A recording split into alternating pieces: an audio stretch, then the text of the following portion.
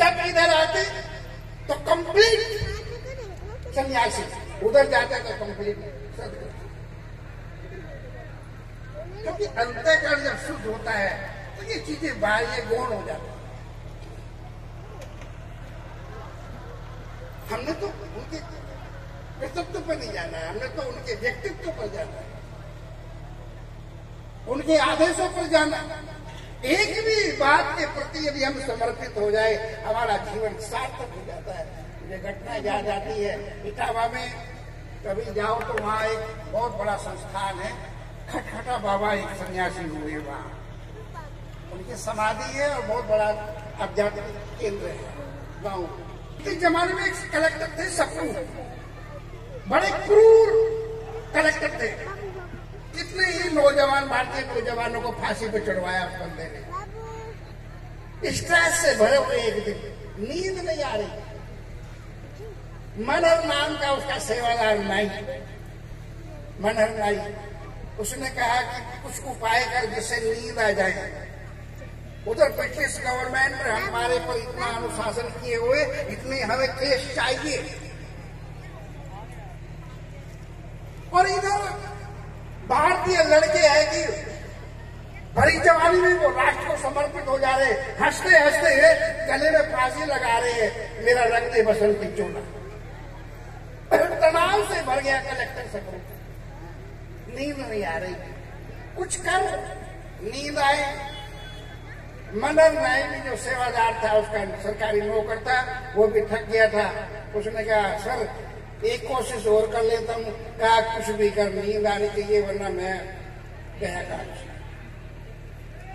कहा कि राजा था, कहते अच्छा, और एक उसकी बांधी थी। कहा ठीक, क्योंकि समाज जब होता है, कहानी जब चलती है तो ये हाजी हूजी करना पड़ता है।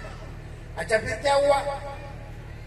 कहते वो बांधी बूढ़ी हो गई और करते करते उसका एक ही काम था, वो जंगल से फूल लाती प्यारे प्यारे और उसकी सेज सजाती, उसका पलंग सजाती, जहां वो आराम करता था वहां पर वो सुगंधित फूल लगा देती। वो थका आ रहा आता है ड्यूटी से और वो उस पर पड़ करके सो जाता है। अच्छा फिर क्या हुआ? कहते बांदी को एक दिन आया तो बुढ़िया हो गई। तूने कभी सोकर के नहीं देखा कि इसको कैसा लगता है, ये कितना लग्जरी है इससे। और अभी तो राजा देर से आएगा, क्या मैं सो के देख लेती? ट्राई तो मार लो वरना मन की इच्छा मन में रह जाओगी। बूढ़ा है, शरीर है, कभी भी बुलावा आ जाएगा, ये मन में रह जाएगा। आज देख ही लेती, लेट जाती। वो इतना अच्छा, इतना सुगंधित, इतना लग्जरी, बूढ़े शरीर को थोड़ा सा झपकी आ जाता है। और झपकी क्या आ गई? नींद आ गई। टाइम हो गया राजा के आने का, अब सप्रू करता है। अच्छा उसके बाद क्या हुआ?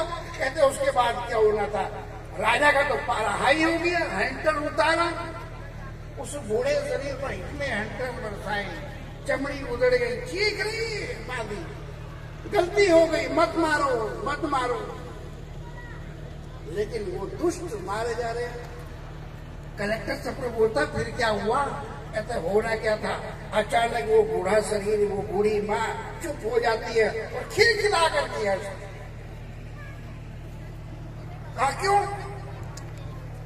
कहा ये क्यों ही तो पूछा था राजा ने कि लगता है इसके दिमाग में कोई चोट लगी है इसलिए ये अभी तो रो रही थी और हंस रही है।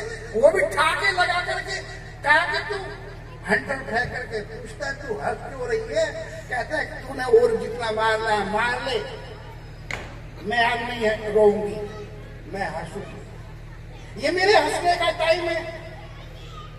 राजा तो घबरा गया, हंसने का टाइम क्यों?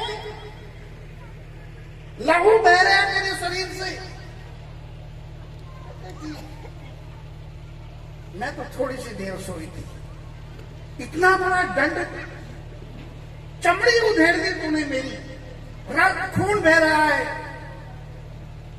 मैं ये सोच करके हंस रही हूँ कि तुझे तो मैं बचपन से सुनाती आ रही हूँ, तो बचपन से जवानी आई, बुढ़ापा तू भी बूढ़ा हो चला है, तुझे कितना दंड मिलेगा यदि इस पर सोने पर दंड मिलता है।